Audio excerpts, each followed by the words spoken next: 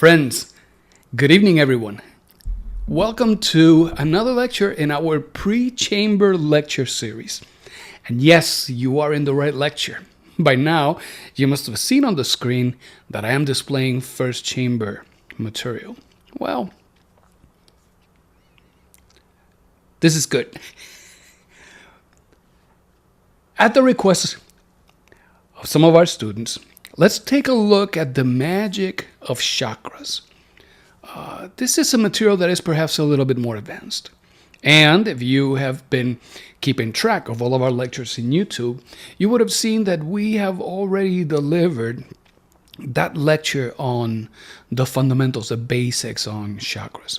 So tonight, allow us to get you acquainted with a material that is slightly bit more advanced. And this material is sourced from a book titled The Magic of Chakras, which is a book, one of the many books of Samael Aun. So to start our lecture tonight, we cannot speak about chakras if we do not speak of prana. And you have heard this word before. I mean, what is this thing, prana? Well, some people think it's energy. Other people think it's light. Others feel that it's vibration. Others that it's life. And none of them are incorrect with that. Because what really happens is that prana is many, many things. I mean, prana is cosmic energy. Prana is vibration. It is electrical motion. It is heat and sound. It is universal magnetism. It is life. All of these things together are prana. And we can guarantee you that the more you meditate on it, the more meanings you find behind it. But what is crucial here at this moment is not for us to know all of these things that is or is not prana, because experience is going to lead us in the direction of experiencing the power of prana, of acknowledging the experience of that cosmic force. But for tonight's purpose, let it suffice to know that prana transforms itself into a divine, intense blue substance that is known as Akash or Akasha.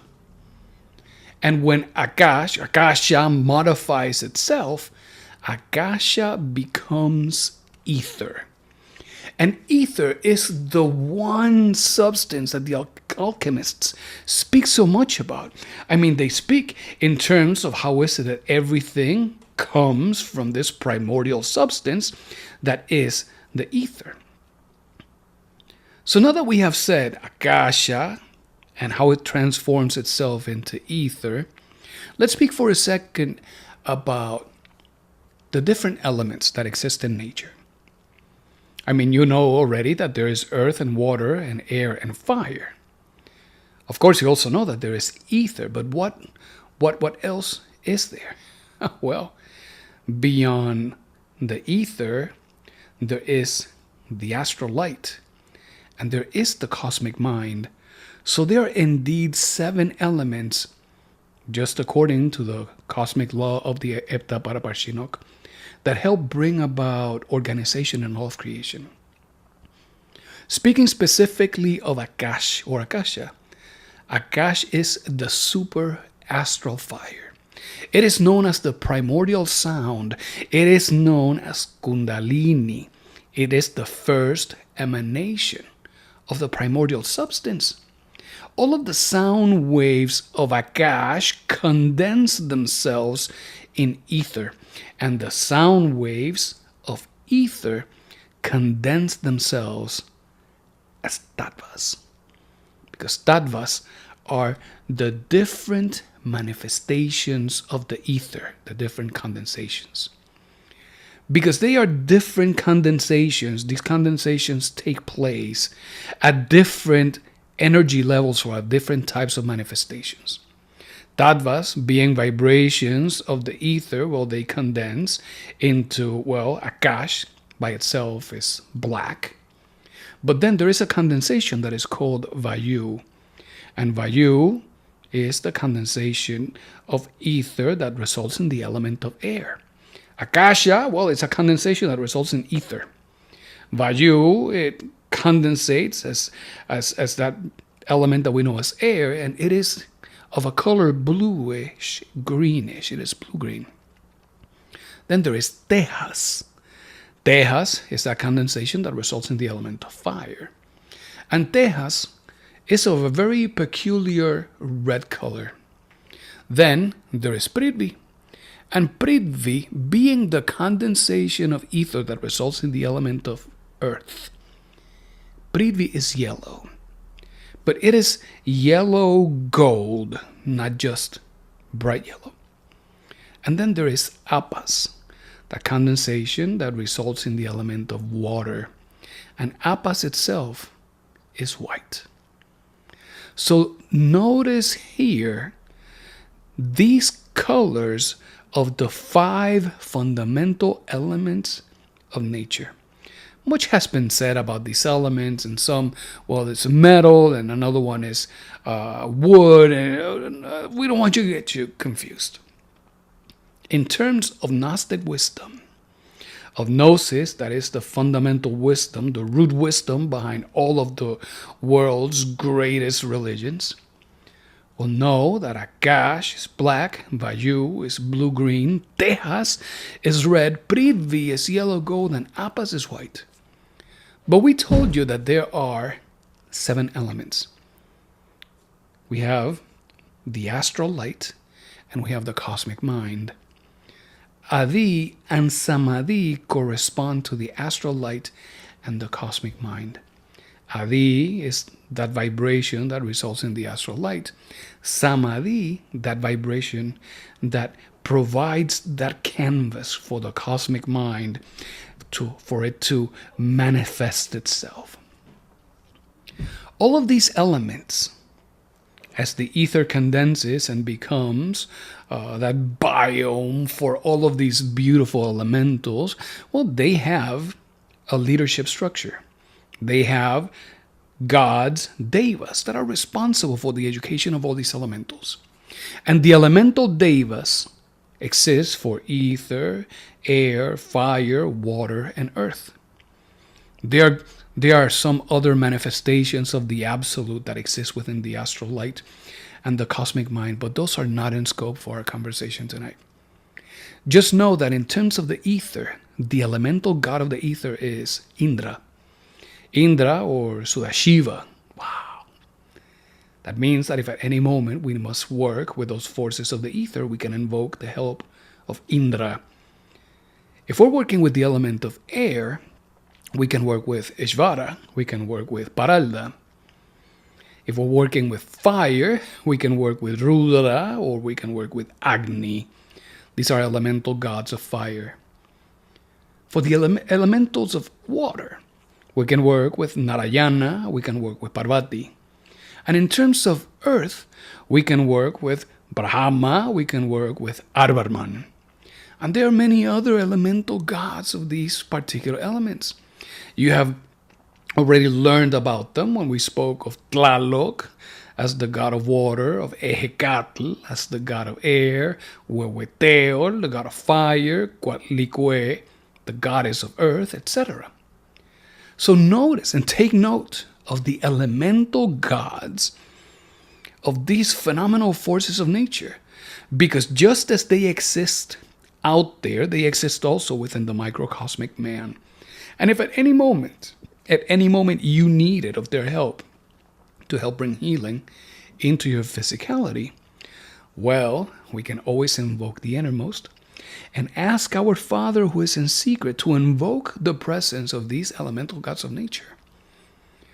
And as we ask for this, we can invoke the elemental God and ask for their grace so that we may work with their elementals.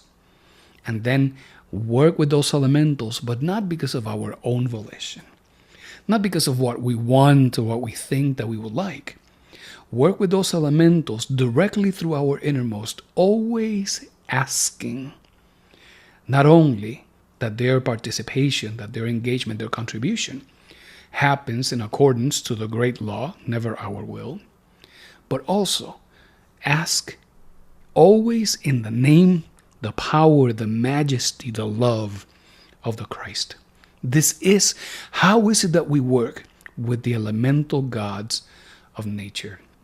We have put this here for you just as a quick reference. Notice that we have created this little table that shows what is the name of the elemental gods, excuse me, the elements upon which they exercise their influence, and the specific mantra associated with that particular element. But in addition to that, here we're including for you which area of the body is influenced by these elemental devas and these elementals. If we need to work with the elemental god of ether, namely Sudashiva or Indra, we can invoke of their assistance. If there is something that we must work in the space within the microcosmic man that goes from the crown to the eyebrows. Because the influence of Indra, well, of course, Indra has influence over all of the body, but in terms of the specific regions of the human machine, between the eyebrows and the crown, we can benefit from the interaction, the contribution of the elementals of ether. It is there where we have our brain, an instrument that helps us connect to the great mind. And if we need to sing a mantra, which is a word of power, the mantra is the mantra Ha. Ha. Notice that the H is prolonged as an exhalation. If we need to work with anything between the eyebrows and the level of the heart, well, that is a realm that is influenced by the elemental god of air, namely Ishvara or Paralla. And the mantra is Ja. From the heart to the region of the anus, that is a region of fire. You know that we have our solar plexus right there, 3 fingers above our navel. So from the heart to the region of the anus, if you were in need of some healing, if there were some discomforts, if you needed to help strengthen those organs, we can always invoke the help of Rudra or Agni and ask for the grace to work with the elementals of fire. For that purpose, we will sing the mantra Ra. From the anus to the knees, we have the influence of the element of water. Of course, our creative organs are right there as well. So we would invoke the help of elemental devas like Narayana, like Parvati. And the mantra is Va. Last, the element of earth that goes from the knees to the soles of our feet. We would invoke then the help of those great powerful masters, Brahma, Arvarman, Gob, Kitichi. And the mantra is La. So keep this handy, because if you're suffering from migraines and you feel that it's kind of coming, you can invoke through your innermost the help of Indra. And you can mentally allow yourself to sing the mantra Ha as your body relaxes. If you are feeling some discomfort in your larynx, in your thyroid, in your thymus, in your heart, you can always invoke the help of Paralla, Ishvara. And these elemental gods can help bring healing, make better the condition of our organs, help improve our body. And now that we know that, let's expand then our knowledge a little bit on the 7 bodies. Because much has been said about the 7 bodies of man, but Samael has clarified that not all human beings have all 7 bodies. In reality, most human beings, most of us humans, we just have a physical body. This one that we can use at any given moment. And with this physical body, well, we have an ethereal body. The ethereal body and the physical body, well, even though they are two distinct entities, they are the same thing. It's just that the ethereal body is the superior aspect of the physical body. But the physical body, just as the other six, they also have different names. And I would like to share these names with you so that if you happen to come across in any other material, whether you're reading Rosicrucian material, you're reading Theosophy, you're reading the teachings of Paracelsus, etc., that you would know exactly what those authors are referring to. And in terms of the physical body, Paracelsus refers to it as the limbus. In Theosophy, it is known as the stula sarira. The vital body, Paracelsus refers to as the mumia. So when he speaks about exchanges of the mumia, he's speaking about exchanges that are of an ethereal nature, ethereal body. In Theosophy, the ethereal body, the vital body, is known as the lingam sarira. The astral body, Paracelsus refers to it as the archeus. In Theosophy, Blavatsky speaks about it as the kama rupa. The mental body, Paracelsus refers to it as the sidereal body. Wow. So any moment you hear the sidereal body, it is referring to the mental body, a fabricated body where we can exist within the realm of the mind. In Theosophy, that body is known as the inferior manas. Then there is the causal body. Paracelsus refers to that as the adek. That is the superior manas of Theosophy. The body of the illuminated soul, the body of consciousness, is what Paracelsus refers to as aluech. In Theosophy, it is known as buddhi, or the Buddhic body. And then there is the body of the innermost. Paracelsus refers to it as the innermost. And in Theosophy, it is known as Atman. So now you know.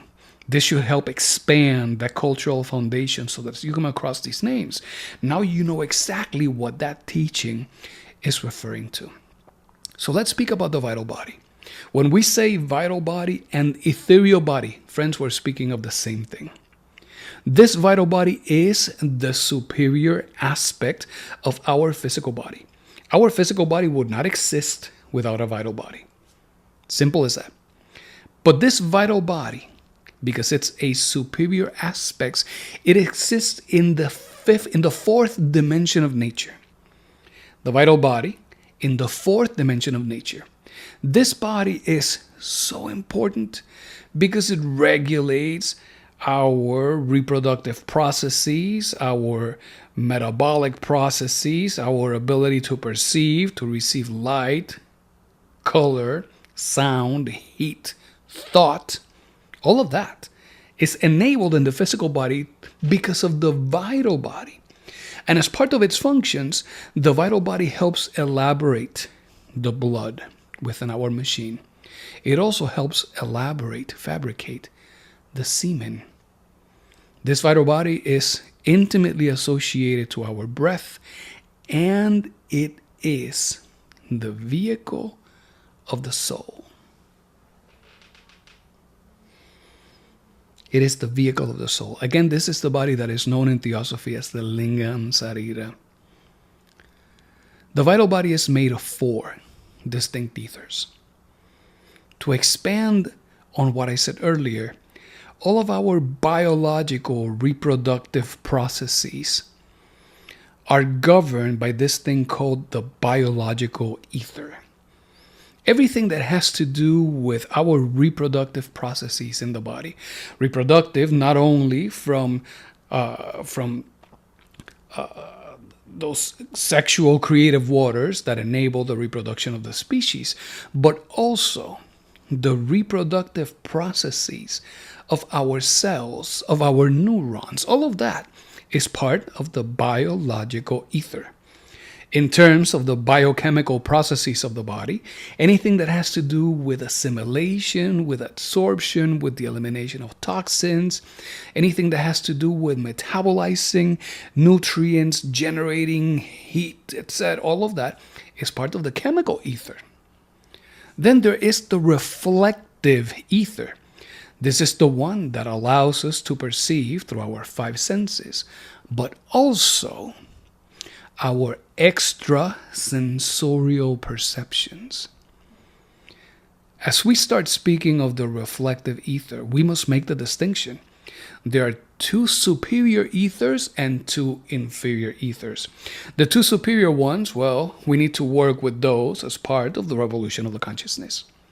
The more we work on observing, comprehending, and eliminating our defects through the intervention of our Divine Mother Kundalini, the more we make robust these two superior ethers, the luminous and the reflective. The two inferior ethers that are there to just help with all the functions of the human machine, well, those are the chemical and the biological. And then the last of these two superior ones is the luminous ether. The luminous ether is the one that helps us, that enables willpower and imagination. So there you see that. Then we speak of the astral body. In terms of the astral body, well, we have one that is of a lunar nature. This is what we have today. This is a body that is not resplendent. This is what some people refer to as our soul. But listen, this lunar astral body that we have is not immortal. This lunar astral body that we have is just full of passions and desires, etc. When we see this lunar astral body with the faculty of clairvoyance, it looks like an animal. And certainly this is not the vehicle that we can make available for the manifestation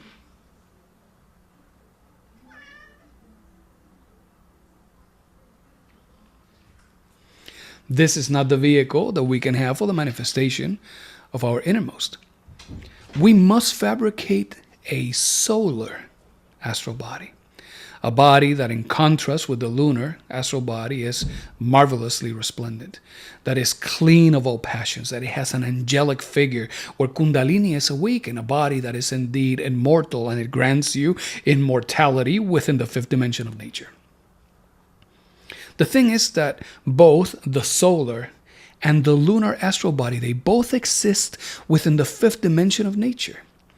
And both of them are associated with the sense of hearing. So let's share with you here what is the relationship between the vital and the astral bodies.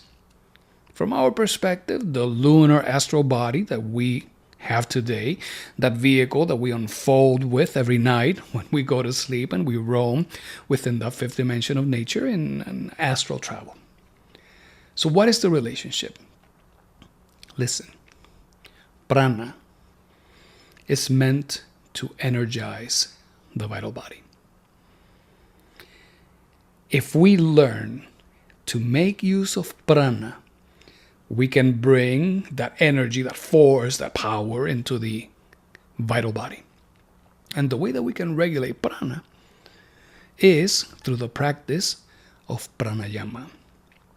Many of you have learned already how to do pranayama. If you haven't learned yet, we will invite you to go over the lecture, read the material on the Tibetan exercises of rejuvenation, and you will learn about pranayama. Now, what happens within our vital body? In our physical body, the lower aspect, we have a series of plexuses. These plexuses are points of connection. Everywhere where there is a plexus in the body, we have a connection of nerves, arterial, and venous blood. All of these things together in the same spot. And because blood is fabricated by the influences and the forces of the vital body, well, blood is a substance that is capable of magnetic and electrical properties. So everywhere where we have nerve endings, and we have arteries, we have veins, arterial, venous blood, nerve endings right there, that becomes a point of concentration. all the main glands in our physical body. If we're speaking of the pituitary gland, the thymus, the thyroid, if we're speaking about our suprarenal glands, our sexual creative glands, etc., all of these main glands of the physical body, they release hormones, and they allow for these hormones to be delivered to the various plexuses that exist within the body. And right there, at those places where we have that point of concentration, where these hormones are being received by a series of receptors, right there, we have chakras. Those chakras, they may not be visible here in the physical plane, but they exist in a superior dimension. But they do not exist in the vital body, but rather in the astral body. So imagine the physicality. The physicality operating because there is an ethereal body that contains it, that regulates it. And everywhere where there is one of those magnetic centers in the body, there is a connection that corresponds with that greater vehicle that is the astral body itself. So when we speak about chakras, we are receiving energies from the fifth dimension of nature through the fourth dimension and ultimately being deposited within our three-dimensional machine. Isn't this amazing? Wow. The chakras, they receive of this energy, of this cosmic energy. And they help transform the most subtle of that cosmic energy into vital energy that nourishes the physical body. This is the relationship between the vital or the ethereal and the astral bodies. So what does it mean in terms of having an astral body? Some people may say, wait, do I have an astral body? Do I not have one? How do I get one? How do I fabricate one? What do I do with the one that I have? Well, we all know that we have one. We have one that is of a lunar nature. And it serves us a very good purpose of unfolding and traveling within the astral plane, because the more we practice, eventually you will have that experience if you haven't already been enjoying it. But you know that you have an astral body, particularly a solar astral body, when you can control your physical body from a distance. When you have a solar astral body, death no longer has an effect. Because as we work through that super dynamic of love, transmuting our creative waters, invoking of the sacred fire of Kundalini, and seeing those waters transmuted from one octave to the next.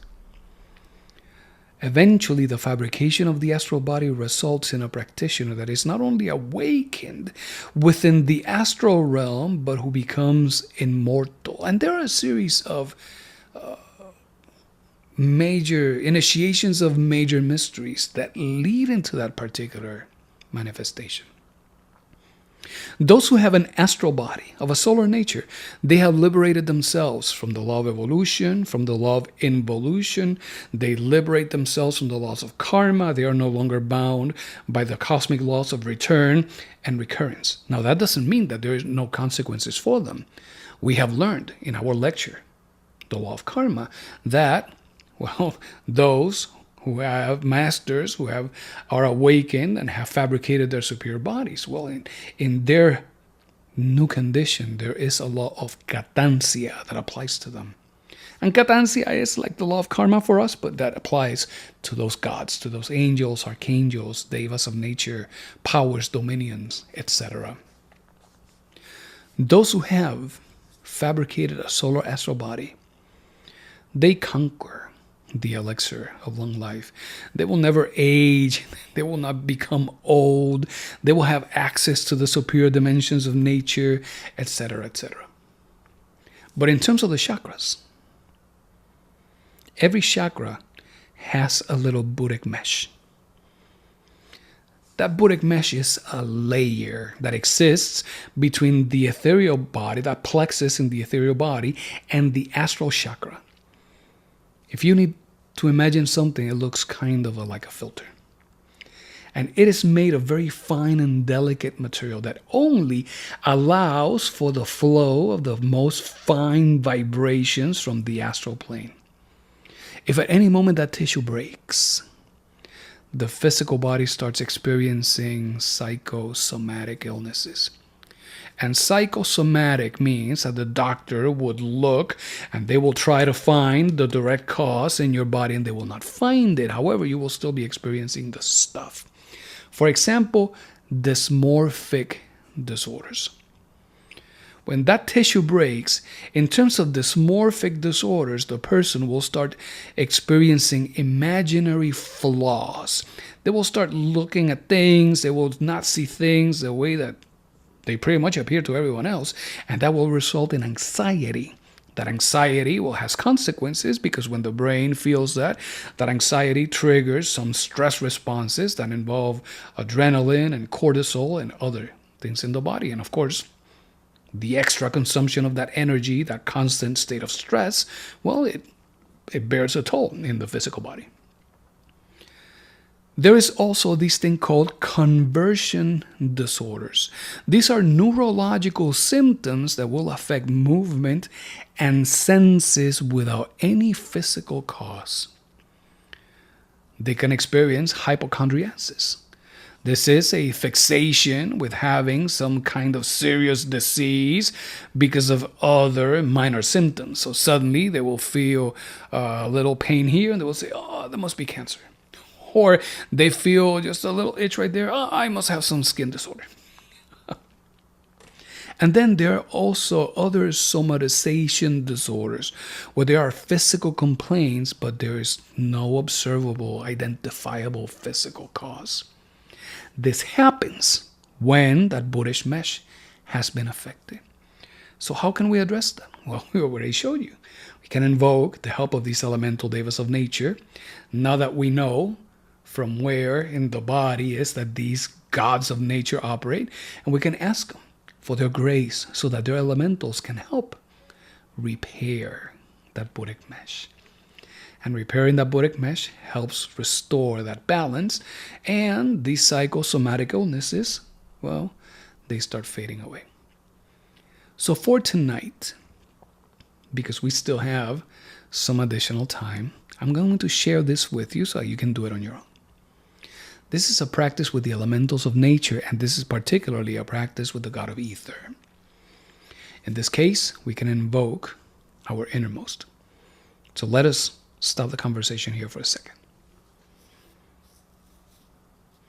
Every time that we are going to operate invoking the forces of the elements and the elementals of nature, we must do those petitions in very specific ways. Because you have heard Master Samael say many times before that all these things are like mathematical operations. They must be precise so that they can deliver a precise or exact result. Whenever we are invoking the elemental gods of nature or working with elementals, if we're invoking them because we want to satisfy desires, that is a big mistake. If we're invoking them because we would like to exercise some revenge, that is a very lamentable mistake. If we are invoking them because we would like to see satisfied our ambitions, our greeds, because we would like to see others bring an end what they are doing to us because we're so important, you see? All of that brings with it a very severe consequence because every example that we have just mentioned is clear black magic. As insignificant as we are ourselves today in this humanoid condition, if we really seek to make a change, we must only work through the intervention of our innermost, our Father who is in secret. And not only we must ask our innermost to be the one officiating, but also that everything that we are asking through our innermost, that is only granted if it is the decree of the great law, never our will. Because until we can dominate and become triumphant over our own egos and defects, until that moment where we have successfully purified ourselves internally, where the innermost is present and manifest through its own vehicles, well, until that moment, we still lack true individuality. So the ask for you here is, be very conscious about what you're asking. And most of all, only ask through the intervention of your innermost, and only ask that things manifest only according to the will of the law. Never your will. Never our will. So for example, in this practice, you can invoke your Father who is in secret. You can ask of your innermost, Divine Father, Father of mine, you who are my true being, you who are my eternal God, we are here humbly at your presence, asking of you, begging of you with our soul and our heart, that you invoke the elemental God of the ether. Wow. You can invoke the elemental God of water, air, earth, fire, etc. In this case, Sudashiva, Sudashiva, Sudashiva, powerful master, divine being, we invoke you. We ask for your powerful assistance in the name of the Christ, by the power of Christ, by the glory of Christ. And at that moment that we have asked of the presence of this great master, through the intervention of our innermost, we allow for their contribution. We invite of their materialization by chanting the mantra Antiya Dauna Sastasa. Antiya Dauna Sastasa. As we sing that mantra with infinite love, with infinite devotion, we say, Sudashiva, powerful God of the ether. In the name of the Christ, we ask of you to allow us to work and command your elemental puntas of the ether. The puntas are the elementals of the ether, just like the sylphs are the elementals of air, the salamanders, the elementals of fire, the Nereids and the Undines, the elementals of water, and of course the gnomes and pygmies, the elementals of earth. Then we can say, puntas of the ether. We command you in the name of the Christ, by the power of Christ, by the love of Christ, to penetrate this body so that you may fortify, heal my brain. Puntas of the ether, puntas of the ether, puntas of the ether. We command you in the name of the Christ, by the power of Christ, by the love of Christ, to penetrate in this body so that you may fortify and heal our pituitary gland, our pineal gland, our hypothalamus.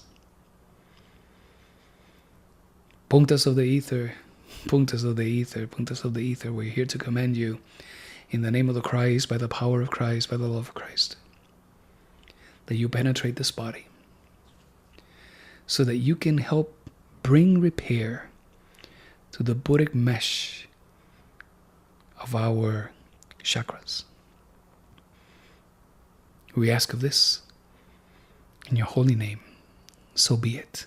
Then the mantra, Ha.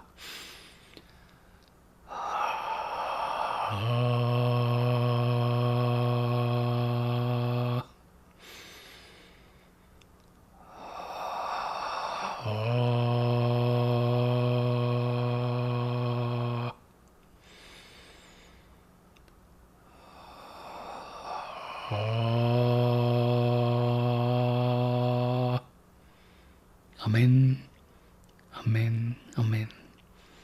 And we always close the exercise by saying that when Father, we ask of you with our soul and our heart, that you grant this according to your will, according to the will of the great law, never our own. Amen, amen, amen. And this is how we can work with these elemental gods. Very well, now that we have spoken about all of this, then let's go into this subject matter of the 7 chakras. Speaking of the 7 chakras, there is many false information available. And we would like to tell you this because right now on the internet there is so much that we have at the reach of our fingers that is just too much. There's so many experts out there and there is so much stuff that it can lead to a tremendous amount of confusion. And we're going to show you an example here. Remember, we're sharing this because our job is to show where the danger is. This is from a source, not gnosis. And notice what this writing on the internet is saying. It is saying between your eyebrows and your third eye. So it is speaking about the Ajna chakra. It says this area holds a deep indigo rotating light. Imagine yourself becoming wiser as it spins and becomes brighter. Okay. Then it says, finally, shift your attention to the very top of your head. This is where we have our Sahasrara chakra. Imagine a vibrant spinning violet light that shines right out the top of your head. This light connects you to the universe. Feel that peace that comes with noticing this light. Sounds really good. But then it says, wear a t-shirt featuring 7 chakras to strengthen and balance your chakras. Friends, you need to know it doesn't work like that. These things are not that easy. This requires of discipline, of methodical work. It requires of an internal transformation. I mean, if it were as easy as just wearing a shirt, certainly my wardrobe would be a lot different and most likely yours too. But let's move on into learning something good about chakras. Chakra is a Sanskrit word that means wheel. And chakras open only with the merits of the heart. Chakras are not mechanical. They don't just open because somebody comes along with a tuning fork and they strike it and they put it in your forehead and the chakra pops open. It doesn't work like that. Chakras only open because of the merits of the heart. Now some may be saying, or perhaps, as someone already told me, but wait a minute. There was a time that I used this plant, that I smoked that other thing, that I got infused with that other stuff, and I saw all these great things. And yes, there are forces of nature that can help awaken the chakras. But even if you had that experience back then, notice that experience took place because there was that external influence. And we know of many friends who have gone through those influences driven by an external force, and that experience has never returned. They have not been able to replicate it. And as a consequence, they have suffered the unmentionable. And they crave for that experience once again. But they have not been able to go through it over again, okay? Chakras don't just open just because. There is no such a thing as an evolutionary development that would lead you into an internal illumination, into an awakening of the consciousness just because of the celestial position, of the position of celestial bodies. It does not work like that. There is no such a thing as an awakening that is going to happen with you putting effort behind it. There is no such a thing as you being bloated or feeling a pain in your back because there are cosmic energies of awakening that are going through you. No. It does not work like that. The achievement of an illuminated state is reserved only for those who are willing to go through the effort, the hardships that are necessary to eradicate those inferior aspects that we have enabled and that we sustain today as psychological aggregates. There is no space in an illuminated being for lust or anger or greed or ambition. There is no space in heaven for any of that. So there is no such a thing as a mechanical or evolutionary development of the chakras. Now, we have 5 physical senses. When we combine the 5 physical senses with the faculties and the attributes, the powers that come with the chakras, then we're speaking about 12 senses. And we have 7 main chakras in our body. By now, you have learned that we have plexuses in our body and that in each plexus there is a chakra. So yes, there are thousands of chakras in our body, but there are 7 main chakras, 7 main magnetic wheels, magnetic discs. And this is in accordance with the cosmic law of the Eptaparaparshinok, which is the cosmic law of the 7. I mean, the law of the Triamashikamno, the Holy Three, exists in our body as a manifestation of the central nervous system, the sympathetic, and the parasympathetic nervous system. Because those 3 on their own would be managing a body that would be chaotic, the way to bring about that organization through the law of the 7 is receiving those energies from the astral plane to the chakras. And this is why we have these 7 main chakras. These 7 chakras are the very same 7 churches that are mentioned in the book of Revelation. The apostle, he speaks about the church of Ephesus. That is the chakra that exists at the level of the coccyx at the base of the spine. He speaks about the church of Pergamum. That is the chakra that exists at the level of your sexual creative organs. If you're a man, at the level of the prostate. If you are a woman, at the level of the uterus. There is the church of Smyrna. That is the chakra of the solar plexus. Solar plexus is around 3 fingers above the navel. In reality, that solar plexus exists on your back, on the area of your spine. But from the front, you can visualize it 3 fingers above the navel. Then there is the church of Thyatira. This is the heart chakra. There is the church of Sardis, the creative larynx. There is the church of Philadelphia, the eyebrows, between the eyebrows. And then there's the church of Laodicea, which is the crown chakra. These chakras, as we have mentioned them, we have displayed them on this image for you, and you can see them from left to right. So from left to right, Ephesus, Pergamum, Smyrna, Thyatira, Sardis, Philadelphia, and Laodicea. These are the 7 churches of Asia. It is written Asia, and as you look at the Holy Scripture, you will see that it is A-S-S-I-A-H, Asia, not Asia. These are not the 7 churches of Asia, of the Middle East. No. Asia is the substance, the body. So these are the 7 main churches of the body. Let's start at the very crown. The crown chakra is the chakra Sahasrara.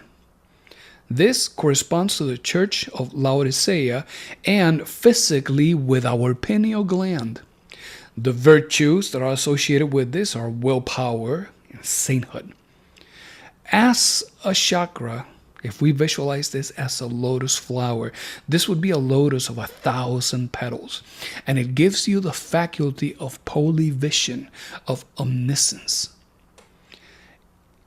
The masters, as they awaken the chakra and that light emanates, well, that light is the fire of Pentecost.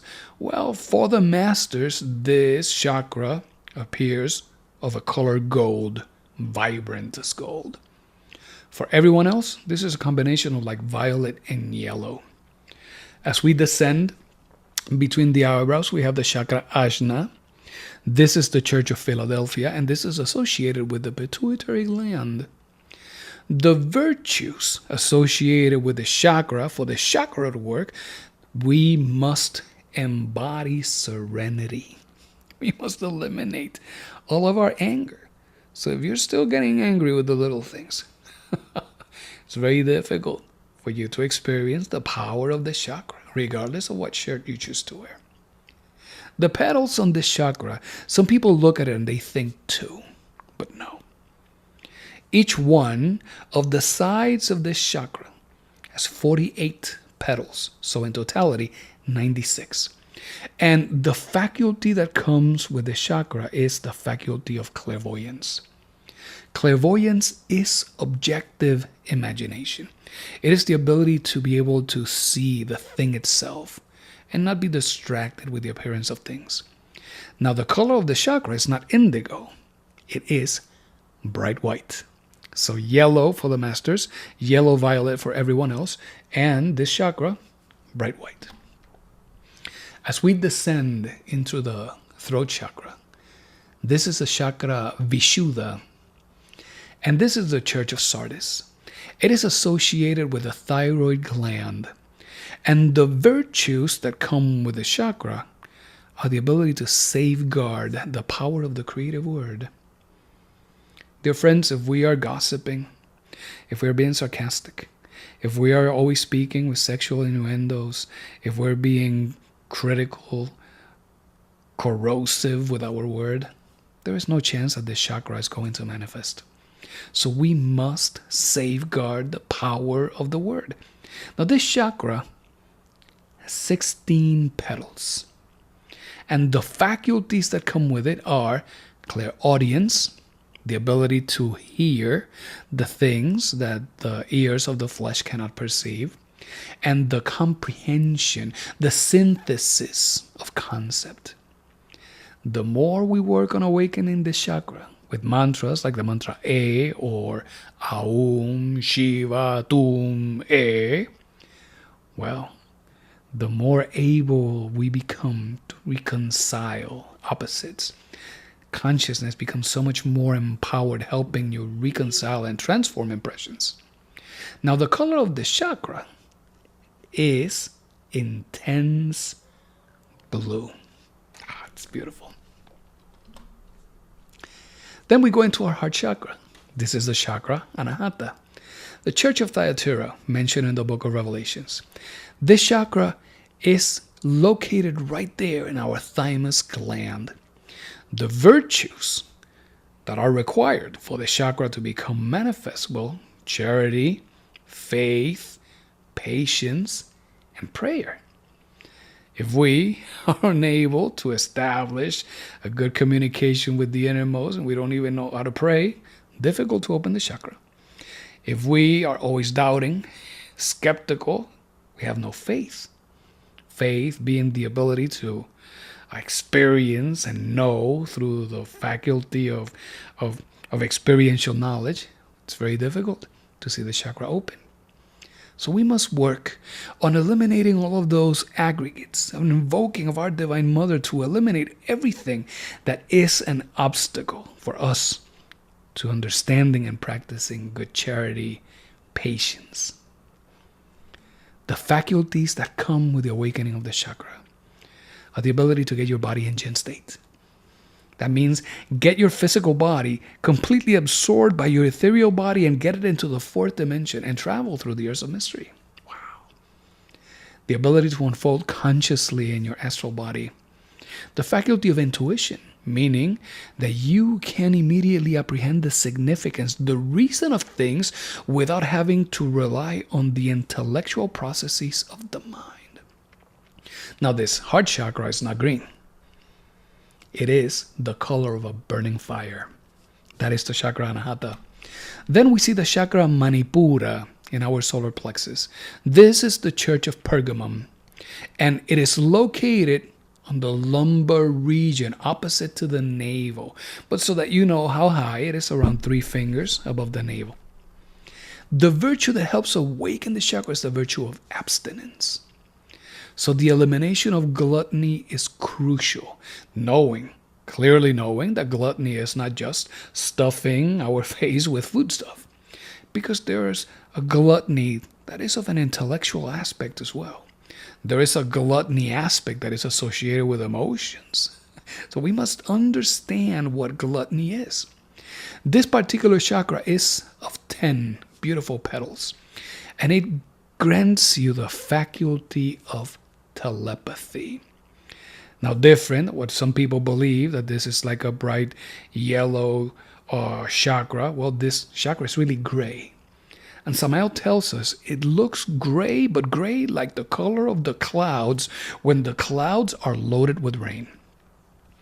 Then we descend a little more and we get to our prostatic, our uterine chakra. That is a chakra, Svadhisthana.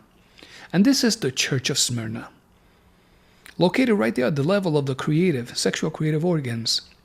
The virtues that are necessary for this chakra are no fear. That is so beautiful. No fear. No fear of adversities, no fear of tribulation, no fear of poverty, no fear of changing your life circumstances, no fear, no fear. Nobody regrets being courageous. Let me tell you this. And with us being able to exercise that courage that comes source from the innermost, wow, it awakens the center. This chakra, 6 petals, and it gives you the faculty of power over the element of water. Samael clearly says, those who awaken this chakra, they can start and stop tempests. They have dominion over the element of water. And the color of this chakra is not yellow, it's not orange. The chakra is vermilion red. It is the color of pure blood. And last but not least is the chakra at the base of the spine. This is the chakra Muladhara. This is the chakra that is known as the Church of Ephesus. It is located at the coccygeal, right there at the base of the spine. And the virtue that is necessary to awaken this chakra is the virtue of stability. We want you to think emotional stability.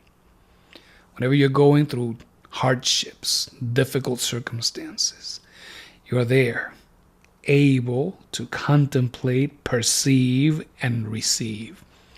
We find ourselves reacting, complaining. We find ourselves looking for evasives, seeking workarounds to the challenges of life. It's going to be very difficult to see the awakening of the center. So stability. This one has 4 petals. And when it opens, it gives you faculty, power over the element of earth. This means that the moment this chakra awakens, because you are deeply involved in initiations of major mysteries, you are given the ability to preserve your body for thousands, if not millions of years, so that you can continue with the great work. Colors of this chakra depends. This is not just red. No. The color of this chakra, it depends on your level of being, on your internal development. If you're a mystical initiate, well, this chakra is going to look purple, blue, and red. That is a beautiful combination of colors. If you are an initiate, yellow and red. For the rest of us, typical human beings, well, the color of the chakra is more of a dirty red. More of a dirty red. So how do the chakras rotate? This is a question that we get all the time. And Samael explains this really, really well. He says, for you to visualize how your chakras rotate, before we tell you, let us tell you what it is not. Some people think that one spins to the right, the other to the left, one to the right, one to the left, as if we were speaking about interconnected gears. It doesn't work like that. That is not the way that the chakras operate.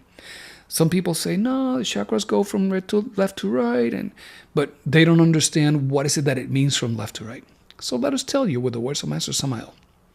It is left to right, but only left to right as if you were standing facing a clock on the wall.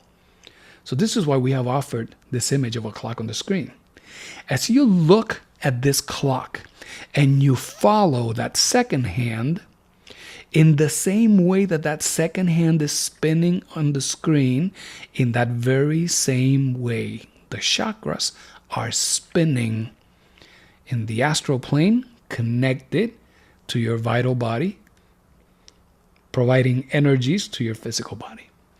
So follow, as you look at that second hand on the screen, it is in that very same direction from left to right. If you need further clarification because you were not able to see the screen, allow us to tell you left to right, as if you would imagine from your left shoulder to the top of your head, to your right shoulder, to your heart, up to your left shoulder. That is the direction in which the chakras will spin. And there are mantras associated with each one of these 7 magnetic centers.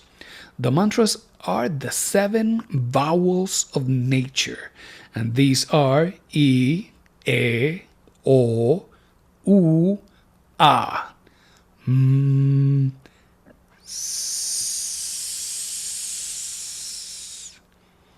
These are the 7 mantras.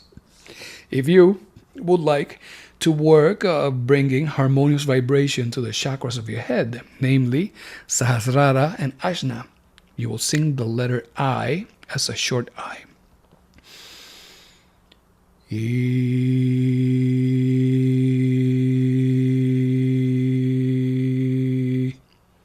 And all along, you will use your objective imagination, your faculty of clairvoyance, to see those chakras rotating from left to right, to bring that harmonious vibration onto your creative larynx. The mantra, E. The letter E, short E.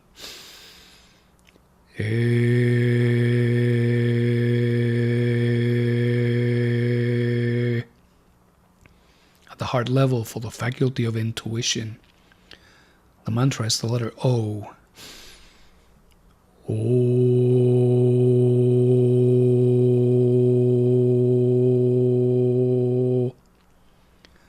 The solar plexus, so that it can bring of that power into our liver, our pancreas, etc., distributed through our body, grant us the faculty of telepathy. Wow. Ooh.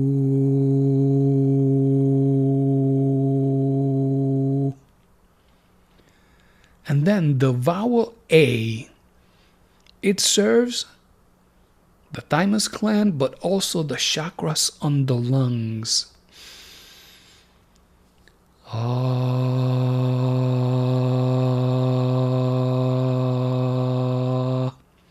That mantra, grants you the ability to remember your past lives. Then, at the level of the prostate, of the uterus, for the vibration of that center that electrifies our sexual creative waters, the mantra is the letter M.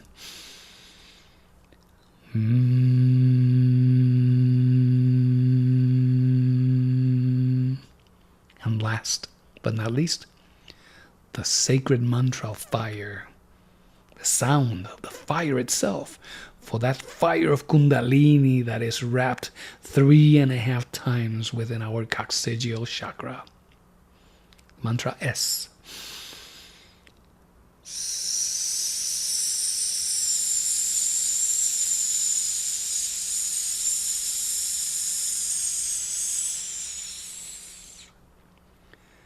Any moment that you choose, your daily practice, if you choose to, you can recite these mantras one after the other. E, E, O, U, A, S.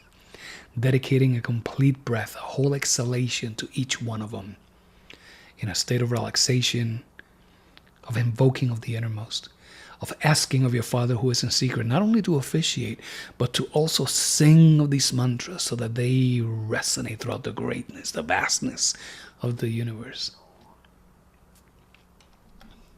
Very well. So we wanted to share this with you. This material that we have shared with you today comes from the book, The Magic of the Chakras, which is a collection of writings from Master Samael Aun Weor. And of course, all of these images that Thanks to them, we have been able to put this material together, share it with you. Dear friends, this has been the magic of the chakras. We really hope that you have enjoyed it. Thank you, everyone, for joining us this evening, and may all beings be happy.